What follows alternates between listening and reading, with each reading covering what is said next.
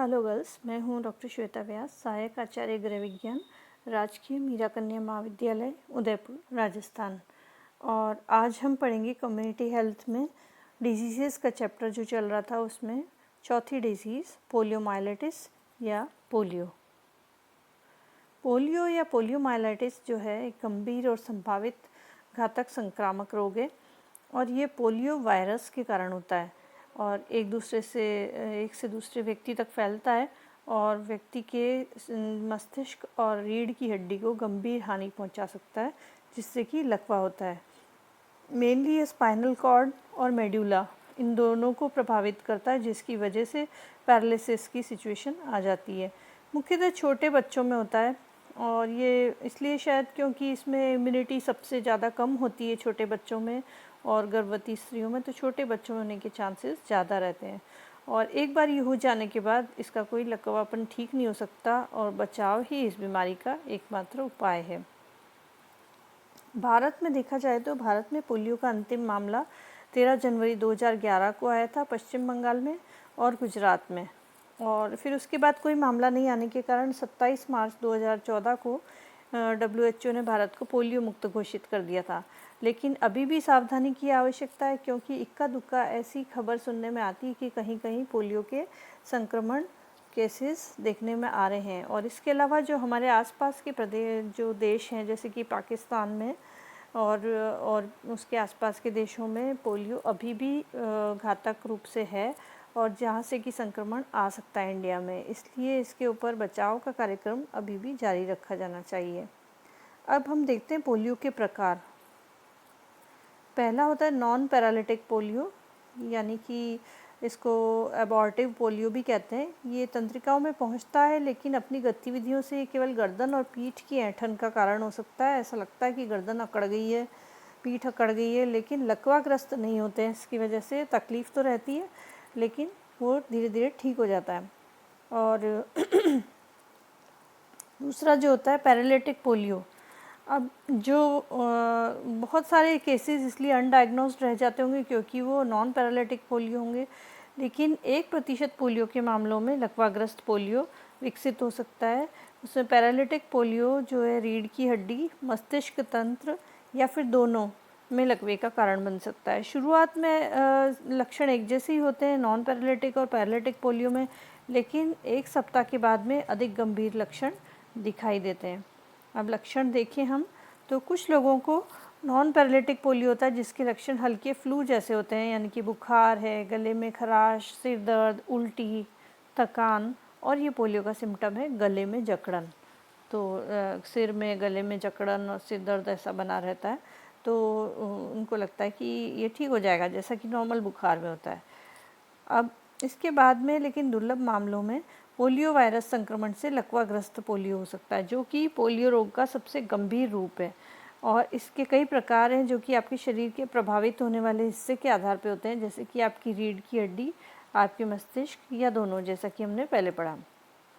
अब प्रारंभिक लक्षण जो एक जैसे होते हैं, उसके बाद जो पैरालिटिक पोलियो होता है उसमें गंभीर लक्षण दिखाई देते हैं, जैसे कि आप इस डायग्राम में देख रहे हैं कि सजगता की हानि, यानी कि उसको पता ही नहीं चलता क्या है, लेथार्जिक हो रहा है व्यक्ति, गंभीर ऐंठन और मांसपेशियों में दर्द होता है, और कभी कभी शरीर के एक तरफ के अंग जो है ढीले हो जाते हैं, वेस्टिंग हो जाती है मसल्स की, और पिलपिले से हो जाते हैं अंग, और अचानक से लकवा आ जाता है, अस्थायी हो या स्थायी हो। बुखार के जस्ट बाद में देखा गया है कि लकवा आ जाता है। अब वो कहीं भी हो सकता है, हाथ में, पैर में, या फिर फेस पे हो सकता है, आँखों में हो सकता है, मतलब किसी भी अंग में हो सकता है, क्योंकि वो तो नर्व्स हैं। जिस नर्व को उसने अटैक कर लिया ब्रेन में या स्पाइनल कॉर्ड में, तो वो वाले नर्व्स जो है जिस ऑर्गन से जुड़ी हुई है, वो ऑर्गन जो है लकवाग्रस्त हो जाता है। तो इस तरह से विकृत अंग उसके बाद देखने में मिलते हैं, जैसे कि कूल्हे, टखने, पैर, और फिर उसके बाद में हो जाता है पोस्ट पोलियो सिंड्रोम, यानी कि पोलियो रोग के बाद होने वाले लक्षण।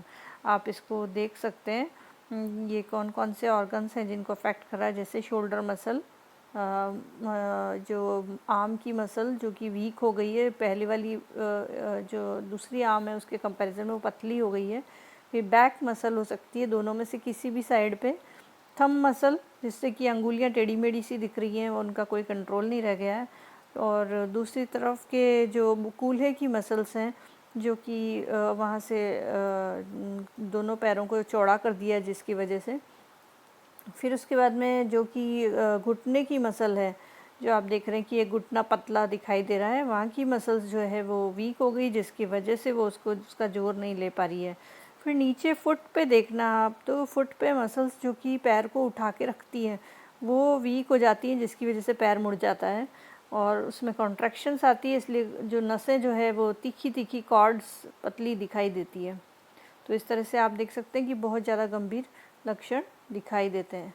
फिर पोस्ट पोलियो सिंड्रोम जो है कुछ लोगों में हो जाता है, सब में नहीं होता है ये, पर कुछ केसेस में ऐसा होता है कि मांसपेशियों में कमज़ोरी आ जाती है, जोड़ों में दर्द होता है, हल्की फुल्की गतिविधियों के बाद सामान्य थकान रहती है, सांस लेने या निगलने में समस्याएं होती है, नींद से संबंधित श्वास विकार होते हैं, जैसे कि स्लीप एपनिया, यानी कि नींद नहीं आना, बार बार नींद खुल जाती है, खर्राटे बहुत तेज आना, ठंड के प्रति संवेदनशीलता, संज्ञानात्मक समस्याएं जैसे एकाग्रता नहीं रहती, स्मृति लोप होता है, भूल जाते हैं चीज़ें, बहुत ज़्यादा भूलने की जो आदत होती है वो उसमें हो जाता है, अवसाद होता है, मूड परिवर्तन, यानी कि मेंटली व्यक्ति चेंज हो जाता है इस सब की वजह से।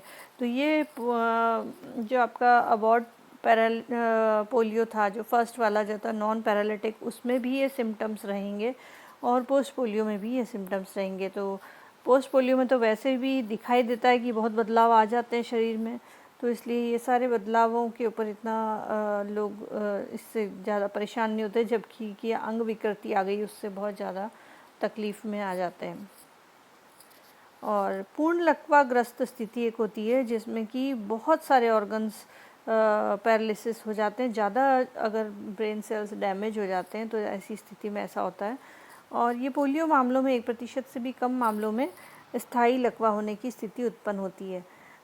जो आपने पहले वाले पोजीशन देखी है उसके वो भी पोजीशन इंडिया में बहुत देखी गई है। आपने पोलियोग्रस्त बच्चे और एडल्ट्स काफ़ी देखे होंगे, क्योंकि पहले ये बहुत ज़्यादा पॉपुलर था। जितना हम सोचते हैं कि 1% बहुत कम है, लेकिन इंडिया की पॉपुलेशन के हिसाब से आप देखें तो 1% काफ़ी है जिनमें यह स्थिति उत्पन्न होती है।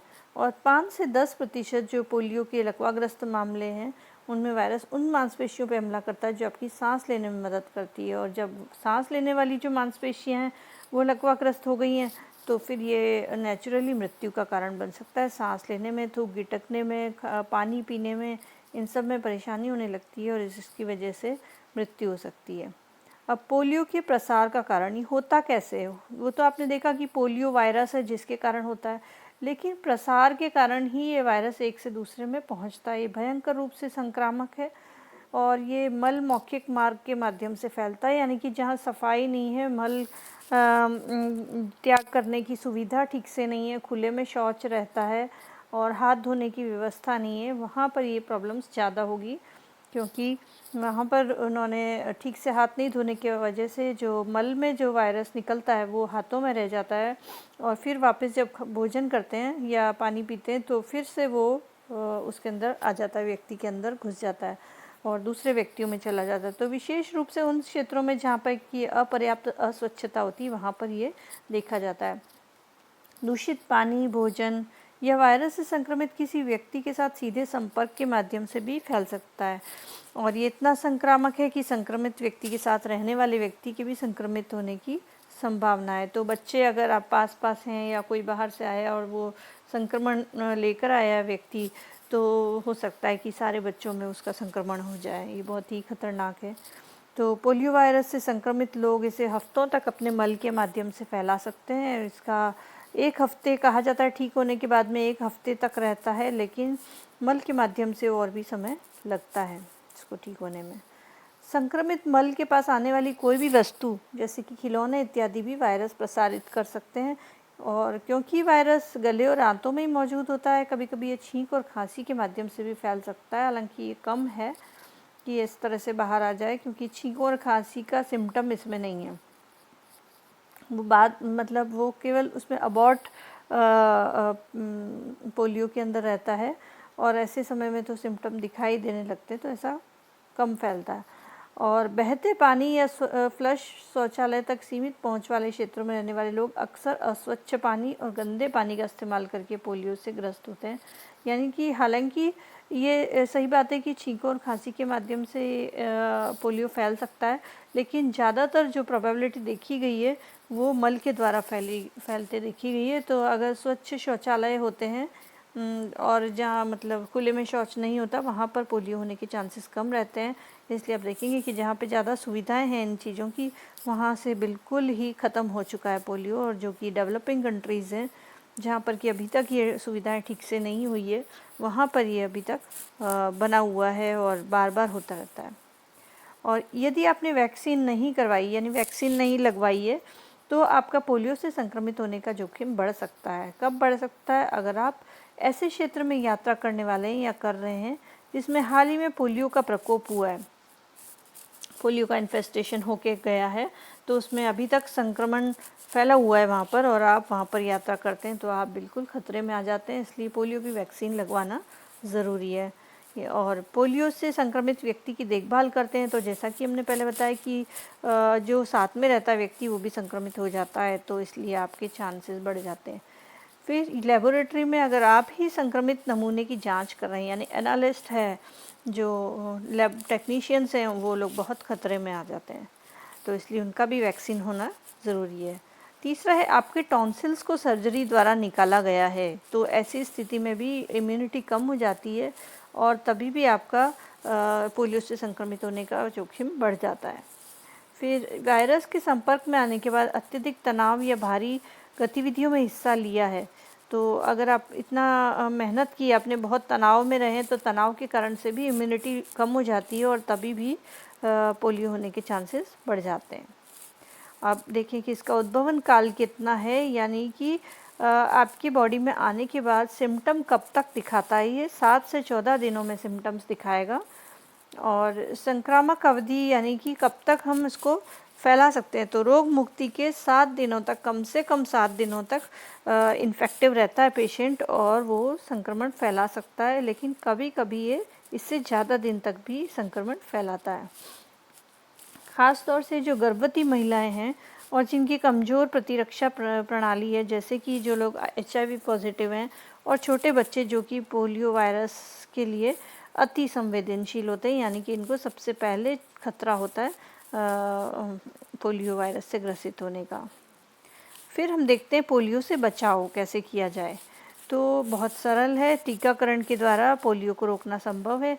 सभी लोगों में, विशेष रूप से छोटे बच्चों में टीकाकरण बीमारी के प्रति आजीवन प्रतिरक्षा स्थापित कर सकता है। इसीलिए आपको कहते हैं कि 2 बूंद आपको पोलियो की लेनी ही है, बच्चों को सबको दिलवानी है। पोलियो विषाणु के विरुद्ध प्रतिरोधक क्षमता उत्पन्न करने के लिए नियमित टीकाकरण कार्यक्रम व पल्स पोलियो अभियान के अंतर्गत पोलियो वैक्सीन की खुराकें दी जाती है। ये सब खुराकें 5 वर्ष से कम उम्र के सभी बच्चों के लिए अत्यंत आवश्यक है। और ये 2 प्रकार की वैक्सीन है जो कि पोलियो से रक्षा करते हैं। पहली है निष्क्रिय पोलियो वायरस वैक्सीन, यानी कि इनएक्टिवेटेड पोलियो वायरस वैक्सीन, जो कि आप आगे जब इम्यूनाइजेशन शेड्यूल पढ़ेंगे ना, तो आपको और समझ में आ जाएगा कि ये निष्क्रिय पोलियो वायरस क्या है और इससे क्या फ़ायदा है इसका। तो ये इस तरह का इंजेक्शन आता है, इसका सिरिंज से उसका इंजेक्शन लेकर के और फिर लगाया जाता है। तो ये बड़ों में ज़्यादातर लगाया जाता है, एज के अनुसार या तो हाथ में या पैर में लगाया जाता है, जो मांसपेशियाँ हैं उनके अंदर लगता है ये। और दूसरा होता है मौखिक पोलियो वायरस वैक्सीन, जो कि आप जानते ही हैं, इसको तो हर 5 साल से पहले की उम्र में हर साल उसको दिया जाता है। साल में बार बार इसकी डोजेस दी जाती है, और अगर जन्म के बाद जो दी जाती है उसके बाद में ज़्यादा दिन नहीं हुए, मान लो अगले दिन ही पल्स पोलियो डे आ गया, तो भी आपको इसका लगवा लेना चाहिए, टीका जो है दिलवा देना चाहिए, मौखिक टीका। और ये बच्चों को जन्म पर 6, 10वें और 14वें सप्ताह में और फिर 16 से 24 माह की आयु के मध्य बूस्टर खुराक दी जानी चाहिए, जिससे कि चांसेस नहीं रहते हैं। और लोगों को पोलियो के प्रति अलर्ट रहने की ज़रूरत है। या ऐसा नहीं होना चाहिए कि हमारे यहाँ तो पोलियो दिखने नहीं मिलता तो इसलिए हमें नहीं होगा, ऐसा नहीं है। कोई बाहर से आए व्यक्ति वो भी संक्रमण लेके आ सकता है, और पोलियो का वायरस जो है पेट में रहता है और परमानेंट रहता है और किसी भी समय सक्रिय हो सकता है। तो इसी बारे में जागरूकता फैलाने के लिए हर वर्ष 24 अक्टूबर को पोलियो डे मनाया जाता है, जिसको आप याद रखें और इसके प्रति जागरूक रहें। तो धन्यवाद। ज्ञान कभी ना रुके।